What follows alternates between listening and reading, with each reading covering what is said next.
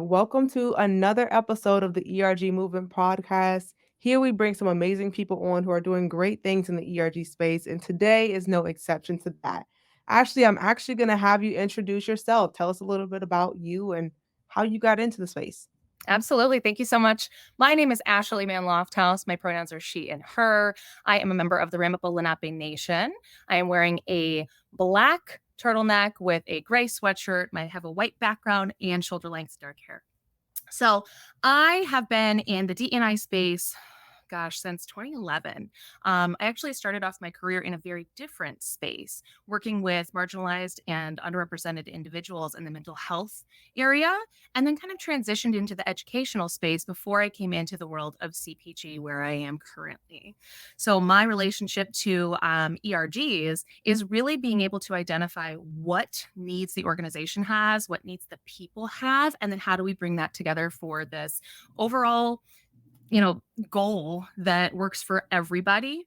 And that's what I do here at Kraft Heinz. I am the manager of the Diversity, Equity, Inclusion, and Belonging team for Kraft Heinz, and I manage all 7 of our North America Zone BRGs, which are the next step evolution of an ERG. Exciting things. You already brought up a few things that I want to touch on. But I think to start off, even with you coming from the mental health space, just like to dive right in, are there some parallels that you see between what you were doing in the mental health space and also how ERGs can touch and dibble and dabble in the mental health space as well?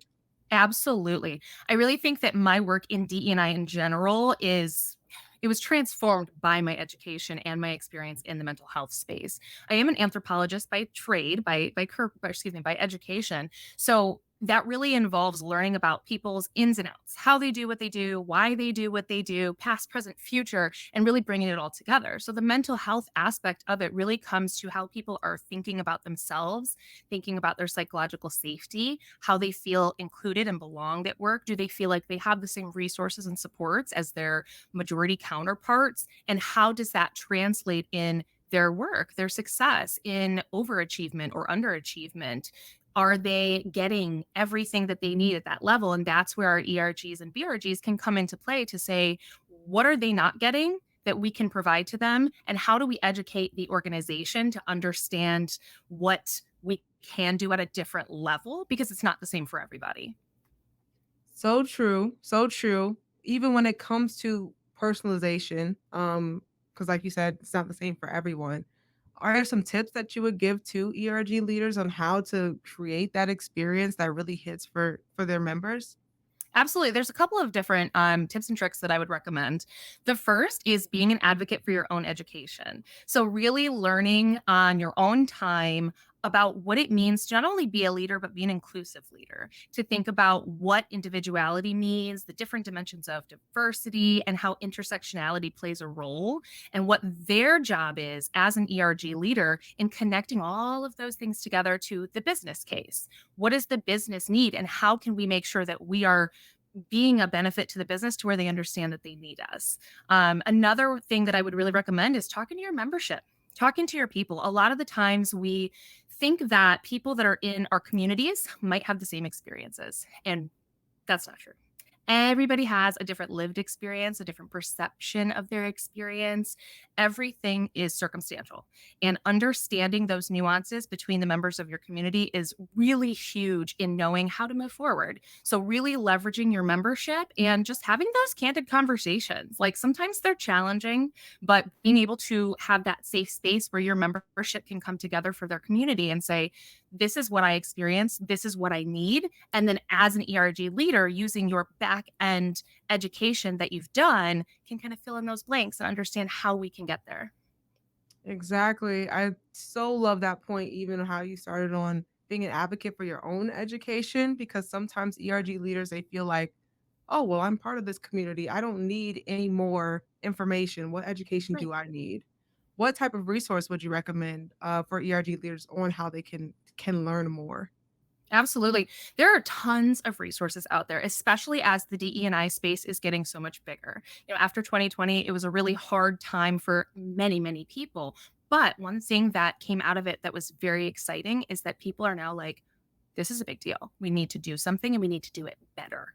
right? So we have a lot of resources. LinkedIn is a huge resource in being able to reach people, and not only the people you know in your network, but it connects you to people in outside of your network into their networks, as well as people with the same kind of passions and interests for you to say, I don't know much about this, but I'm interested in this. How can I get involved in this community? The other thing that I would really leverage is any free resources out there when it comes to different organizational like boards where, like the ERG movement, things like this that really provide free resources for anybody to learn, whether you're an ally, whether you identify with a specific community. It really helps being able to say, I don't have the funds in my organization to take care of XYZ. I certainly don't have the funds to do it on my own, but there are so many passionate people out there that provide free resources. What I would love to do is after our episode here, once you post it, I can drop in some free resources for anybody to be able to access them when they really want to be able to learn more about not only their community, other communities, but also just ERG inclusion. That would be great because I've already seen you demonstrate some of the best practices, even how you started off and giving the audio description of yourself. And a lot of ERG leaders, they don't understand how to bring in inclusion in a way, even that might not be normal to them. Mhm. Even me, I'm still learning every single meeting. I always tell myself I'm going to start doing that, and I haven't done it yet. So you are clearly also actioning the things that you're thinking about. So I'm excited to hear what those resources are. Now, you also brought up at the beginning that you're really good at understanding what the business needs and also what the people within an ERG need and bringing those together. What does that look like for an ERG leader? Absolutely. It can be really challenging, especially when you think about the fact that this is an extra thing that you're volunteering to do outside of your day job. A lot of times when we become a leader of an employee resource group, an affinity group, a business resource group, we're doing it because we're passionate about the space and generally because we're part of that community that we identify with, right? We don't always have the experience of strategy development. We don't have the visibility and the awareness to what the organization is doing and how our community connects to what the organization is doing. And that's where it really helps to have folks that are on your side at the executive leadership level. So, developing a relationship with an executive sponsor for your BRG or your ERG, and really making sure that, again, you have those open connections for networking and collaboration throughout the organization through different functional relationships, through brand and marketing relationships, making sure that you understand how your community lens plays a role in what the overall business's aspirations are. And then, even more broadly, the entire organization. Because one thing that we get stuck in is that people in these communities end up being the teacher, they end up being the owner, they end up doing all the things that really the ownership is on everybody else. We're just supposed to kind of nudge them along the way. So, being able to identify your stakeholders and actually know what they're doing and how you can play a role using and leveraging that leadership and that visibility is huge in being able to kind of tie your business strategy for the ERG into the DE&I strategy into the business strategy.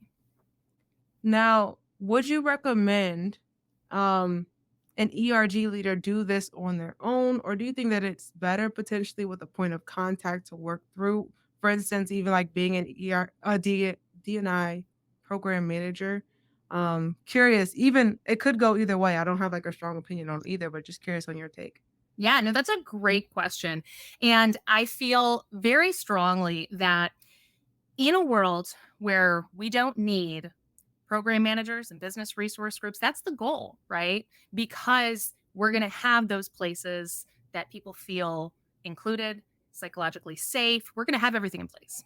But until we do, we need direct commitment from the organization by identifying those supports. So that means whether it's in HR, which, is also controversial, whether that's on the DEIMB team or whether that's a dedicated resource to say this is the program manager of all the BRGs, the structure, the sustainability and strategy. The reason why I think that to be true is because, like we said, this is a volunteer opportunity from somebody that's passionate about this experience and has lived some of this experience. They need help. They need help about understanding how the nuances of the company come into the community, about how the different nuances of the community tie together, the intersectionality of all the different communities we have. And that's where having a subject matter expert and a cultural lens expert really, really come in handy. They work it's a partnership. They work hand in hand. And I think that that is crucial to seeing success. That was so well said. I am definitely using that as like a clip that I'll use to promote this because it's so important. Like you said, you have to understand the culture, but also how to create these communities in a sustainable way. So I love that. Now, when it comes to business impact, or at least understanding what the business wants from the ERGs, I'm curious what that could potentially look like in the food and beverage industry, where a lot of people think of ERGs as just a tech thing. We Mhm. recently just did our Fortune 500 ERG report and saw that actually of the 33 food and beverage companies that were on the Fortune 500 list, over 80% of them had ERGs. So curious what ERGs look like and how they show up and make impact in the food and beverage industry. Absolutely. This is also a great question because, as I stated, I come from mental health and education, but then I came into the CPG world and looking at food and beverage, excuse me, the food and beverage industry. This is actually why I decided to continue my career in here because as a person who comes from a culture and a community that was surrounded by food and family, as an anthropologist, knowing that this is how communities and cultures connect, it is so important that we have the visibility that we need within this space, especially when we think about who our consumers are. Everyone. Mhm. Food is in everyone's lives in every single way. Sometimes it's negative, sometimes it's positive, but food is always there. And being part of this industry, understanding how our individual communities and cultures and our identities in general really have a role to play within what we do for our consumers and our clients. I think that it's unique to any other industry in any other space because it is something that is so constant. Mhm. I love that. And it's true. A lot of organizations are starting to think about, well, let's have our practices reflect the outside world, whether that's in our makeup of our employees or even how we're conducting ourselves and things like that. Do you have any, even if it hasn't been done yet, maybe it's something aspirationally you'd love to see more with ERGs in the food and beverage industry, or even examples of what you've seen ERGs do well when it comes to impacting the industry? Absolutely. One of the biggest things that I think gives us the greatest impact is really partnering on those brands. Specifically, how do you show up as a brand when it comes to your marketing, when it comes to your products, your business customers? How does that translate to the actual community? And having a partnership within that specific community and that specific brand is exactly what we need to see. We need to have them have eyes on it from that community cultural lens to say this is hitting the mark or this is absolutely not it. And Mm, being able to identify that and understand what our role is as a community expert to say this is what I feel, this is what I think, this is what I experience, but then letting the professionals who own that job not only take it and run with it, but truly understand what we're trying to say so that they have the choice to now make this change and they understand why. Instead of having the choice to make the change and not making the change because they don't get it. And I think that's where having these relationships with brands that directly touch our consumers, it shows that we value that community as a customer, as a person in the world that we touch every single day. What we do is a part of their lives forever. And mhm, making sure that they understand we know them, we hear them, we see them, and that translates directly back to that community at work, which is one of my biggest goals as an ERG leader is making sure that our community inside, that our employees understand that as a company, we're committed to you. We we invest in you, we understand you, we see you, we hear you. We're going to do what we can to make sure you feel all of that. mm. What are some elements of a strong ERG? Um, yeah. Um, so The interesting thing is that everybody has different skill sets, right? So, one of the things that it's going to be hard to find is an ERG that's good at all the things. So, one of the elements of a really strong ERG is being able to accept help, being able to understand that you're not going to know it all, you're not going to have it all, but knowing that it's okay to say, I need a little help here. For example, I had an ERG say, hey, I've actually never done strategy development before. I really don't know how we move from just celebration and commemoration to actually providing a resource. What does that look like? That's what I'm here for. Being able to leverage a ERG that is really good at kicking off events and celebrations for another ERG that's really good at learning and development opportunities. How do we make sure that they're using each other to say, I need help, and that's what I can help with? I think that that makes a really strong, not only an ERG, but a strong leadership team being able to say, I don't know everything, I can't fix everything, but I'm willing and open to learning about it. That is a great one because strong ERG programs, when they're set up, it makes it really easy too for those ERG leaders to bounce ideas off of each other and to pick up the slack, if you will, for other ERG that might be like weaker in some areas in that community engagement piece. So I love that. Accepting help. Maybe if you could give us two more things that a Yeah. strong ERG has. Yeah. One of the things that a strong ERG really has is an understanding of the business or the industry. So Mhm. sometimes when you're new to the business, you might not really know what the expectations are or what you can even achieve. But if you know your industry, that it's huge. It's really important in knowing who your audience is and how you can affect change within that audience in a meaningful way. I think that it goes back to that ownership of your own education, right? So being able to kind of leverage your resources, your network, your supports, your stakeholders to kind of learn what you need to know to be able to talk to the right people, to produce the right things, and to do it in the right way where people are going to understand. Again, we don't want to have to force these things. We want people to understand why we're doing them so that they're welcoming them. Mm. Understanding the industry, I think is highly underrated. I think that most ERGs, they just think about, okay, well, these are people that are in our group. We're not really thinking about externally what this looks like or what it could do. But that's so important, like, because with each industry, it ranges, and like you said, with something like food and beverage where you touch such a group of people, it has you thinking a different way about how you approach things. Yeah. And one more piece to that is to be a really strong ERG, to be truly successful is something I think it gets overlooked a lot as well, is leveraging your membership. So if Mm, you've got a leadership of 10 people, you've got a company of thousands, maybe it's only a couple hundred. Either way, you've got this entire membership full of allies and community members that are involved because they want to feel a sense of belonging or they want to help mhm. create a sense of belonging. So being able to leverage that membership for volunteer opportunities, for committees of support, for anything and everything, let people raise their hands because people want to see change, but they also want to be a part of it. There is some research out there that came out pretty recently that said that a lot of people want this volunteer opportunity through work. So Mm, that doesn't necessarily mean getting the time off of work to go volunteer. It can, but it also means getting the opportunity inside work to volunteer for different things. And when it's related to their community or a community that they're an ally to that they're very passionate about, or maybe have family members or a caregiver, whatever that looks like to them individually, that's where they want to help. They want to see change and they want to be a part of the change. So if you're not leveraging your membership, you're doing it not only a disservice to yourself, but the organization.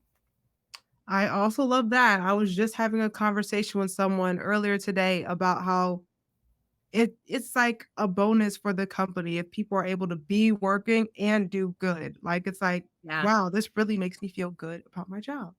So I love exactly. that. Now, the first point that you brought out around accepting help. Sometimes organizations, they'll hire people, program managers, or something similar to come and help with the program, but Mhm. it's not always accepted that well by the ERG leaders who might be like, well, this is my baby. I helped found this ERG program. So curious, what are some like change management tips that you would give to help get everyone on the same page? That is a huge question because it's everywhere. And not just in the ERG space, but in the DE&I space in general. Because as things are becoming more apparent and more visible, things are also changing with the Mhm, times. And to change with the times, we have to be flexible. The biggest piece of advice I would give when it comes to instituting change management for our ERG leaders is really bringing them along the journey from beginning to end. There have been times where I maybe brought them into the beginning and talked about what my plans are, but then executed. And then at the end said, here we go. This is what we're mhm, doing, but didn't build that consensus relationship. And that doesn't create trust, right? That leaves them feeling like, well, wait a minute. Aren't we supposed to be doing this together? Aren't we mhm, supposed to mhm, have this sense of collaboration and belonging to where I am this community? And even though I am also this community, how are we not? We should be connecting, right? mhm, So, really bringing them along the journey, communicating with them, asking for their feedback, and asking for their help too. Because again, we don't know everything. I manage 7 ERGs currently, and I am not a member of all of those communities. So I need their help to understand what works for them. What do they mhm. need? And so really I think building consensus and developing relationships is huge for change management, a communications plan, and really just this overarching plan of proactive organization. What are we doing right now? Where do we want to be in the future? How do we fill in these blanks? And I think those are kind of the three things that I would really hone in on. Those are incredible. I love the piece of bringing ERG leaders along the journey. That's a mistake that I've made before where I'm the person I like to go in my little hole and like do the work and be I'm a like, doer. "Oh, yeah. Don't you love everything that I did?" And it's like, "Wait, I'm lost. I thought that this was a we thing," just like you said. Or even just the fact that although like being a practitioner is like we don't know everything about every community, especially at present where things change so rapidly. So what that looks like for each community. So Exactly. excellent points. Of course, no surprise once again. Um, okay. Another question then. When it comes to programming, I mean, ERGs aren't just events, but they also do encompass events. And right now, when it comes to events, the question of how to bring in like that hybrid type of event is coming up a lot with ERGs. Any suggestions, recommendations on how to do hybrid events better?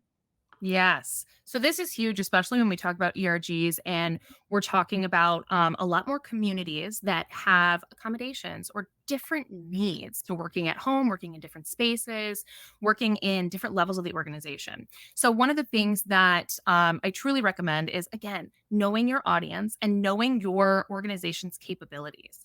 Do you have the capabilities to reach all of these folks? How many folks are you trying to reach? And what do you have that can allow you to do in person, virtual, hybrid, or all of the above? Mhm. One of the things that I truly recommend when it comes to trying to develop this is talking with your internal teams, whatever function kind of manages this, whether that's your communications department, your HR team, your PMP team, really understanding from them, the people who own these things, what they want to see out of this. I think that's another mistake that we often make is saying, well, this is my group, this is my community, this is what I'm doing over here. But we forget about our stakeholders that kind of run the show. And we need their input because it's so very valuable.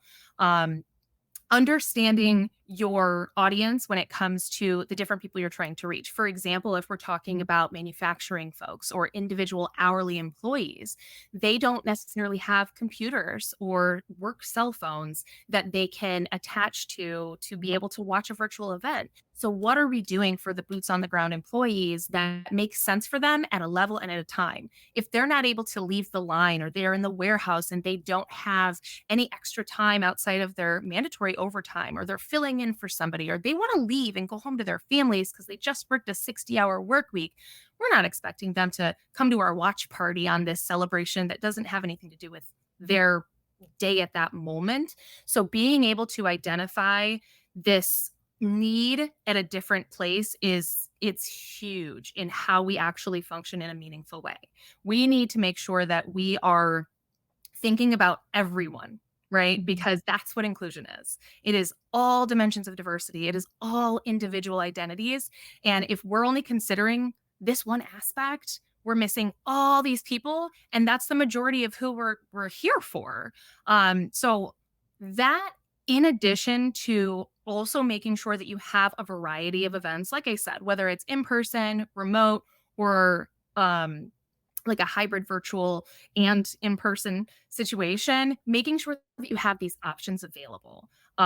I think that one of the things that we often forget as well is that people like their material and their information in different ways. Some people Mhm. might like to read a script. Some people might like to watch a video. Some people might want to be in person and feel the energy in the room. So, giving the options for people to feel their most comfortable so that they can be their authentic selves in these moments is very, very important, at least in my opinion. No, I love that on diversifying the types of events that we're doing. This way we can capture different audiences. I think that's so key, and I hope that ERG leaders take that away, especially because sometimes we can just get in the habit of doing the same thing over and over and over Exactly. again. Yeah. Now, so 2 questions that I like to ask everyone who comes to the ERG Movement Podcast. They're similar, but, different at the same time. The first one is, with the ERG movement, we'd like to talk about, like, this next iteration of ERGs, doing things different but better potentially. That being said, what is, like, a practice in the ERG space that you may have seen that you feel like it's, like, time to get rid of, with ERGs? One of the things, and I think that this is probably controversial. I really think that while we need to make sure we're celebrating certain holidays and cultural acknowledgments, I think that we need to step away from that being our our header. That's not all we're here for. We can celebrate all of those moments because they are important, and we can acknowledge them because that's who we are and it is important to us. But diversity, inclusion, these individual communities that make up everyone inside our organization, is it's so much more. And I think that ERGs get stuck in this bucket of just celebrating holidays. Mm, And like I said, it's important. I don't think we should step away from celebrating holidays, but I think that we need to have them kind of take a back seat so that, yeah, we're going to do it. But here's all the other things we're going to do. Because mhm, if we're just here to celebrate happy moments, it it blocks a lot of the challenges that all of these marginalized and underrepresented communities experience in work, at home, in life, in their past, their future. It really minimizes the challenges, which is why we have these groups in the first place. So being able to say, not everything is happy, not everything's a celebration. This is why we're here, and this is how we're moving forward is, I think, going to be really huge. I agree. I could not agree more because especially if we're trying to be a resource to these communities, it's more than just celebrating. Like there's other resources that the communities need. Mhm. Makes perfect sense. Now, on the opposite side, 10 years down the line, what would you like to see from ERG programs as like standard practice? And it's like I said, it's a similar question, but on a different note. Yeah, that's a tough one because there's a lot. There's a lot of things. I think a standard practice would be really having a robust structure and understanding of what it is, how it's run and managed, what the expectations are, and how to do all of those things. Mhm. So whether that's a playbook, a program, dedicated resources, whatever that looks like to your organization, because it's individual. I think that that is really necessary to really have like the foundational understanding of what DE&I is to these individual communities, because again, it's individual. So having like a really robust structure that's very, very plain, people can walk in, here you go, and then they can move forward with it. Um, I also think that the understanding that this is something extra, but also acknowledging and recognizing that it is a part of the business and it's everybody's job. So Really, really, really ingraining this into every aspect of what we do as an organization. Like we mentioned earlier, a lot of the times it gets stuck in HR, it gets stuck with the DE&I team, it gets stuck with the 5 passionate people in the group. But this is everyone's job. And so, again, really aligning and outlining what the organization is going to do, how they're going to do it, and what makes the most sense. I love it. Now, we're coming towards the end of it here. Is there any like last piece of advice that you would love to give ERG leaders or I would program? say, oh, go ahead. I was just gonna say or program managers. Yeah. I would say this can kind of go for both. And it really comes down to offering grace to yourself, but also to others. I think when we're talking about such sensitive topics, and a lot of them are new to a lot of people, a lot of them are tough to swallow, a lot of them are hard for people to even admit, whether that's, coming out with a disability or identifying as LGBTQ plus. Really being able to give grace to yourself in not knowing, but also in trying something that might not work. And then coming back to the table and saying, okay, this is what we're going to do now. Also giving grace to those allies and our members and our organization as a whole to say, maybe this is new. Maybe this is scary. Maybe this is something huge that they don't get, but they want to get. Sometimes they're not going to get it and they don't want to get it, but allowing grace to yourself to let that go. One thing in the DE&I world that we often say is, don't worry about these people over here, right? We focus on the warm middle and this top priority section, because the people that aren't going to get it aren't going to get it. If they don't want to get it, they don't want to get it. And that's okay, because we have the majority of people over here ready and willing to see change and make change happen. So giving grace to yourself to say, okay, I don't need to worry about that. I'm going to focus on what I can control. This is my bubble of focus. I'm going to do what I can to make these things happen. And if they don't happen in the timeline or the way that I expected or that the company expected, it's okay, because we're not going to give up. We're not going anywhere. And I think that's something that we just need to remember. We need to tell ourselves and share with our teams, like, it's okay to get pushed back as long as you give yourself grace, give your team grace, give the company grace, and then move forward full steam ahead, because we're here to make a difference. I love that. And I could not have said anything better to close it, honestly. Tell everyone where they can find you. Absolutely. You can find me on LinkedIn. My name is Asheli Mann-Lofthouse, and I would love to connect with anyone in the space. I think one of the things that we often forget is that we're all doing the same work. And one of the most empowering moments that I have is connecting with like-minded individuals that are doing similar work. So if anyone wants to connect and brainstorm, or even connect our ERG groups throughout our organizations, I think that is also something that is starting to happen more and more, but could happen in a whole different level. Agreed. Agreed. Thank you so much for joining us. And thank you to everyone who watched this podcast. And don't worry, there's more amazing people coming on, and I'm sure that we'll have Ashley back. Beyond that, we'll catch you on the next one.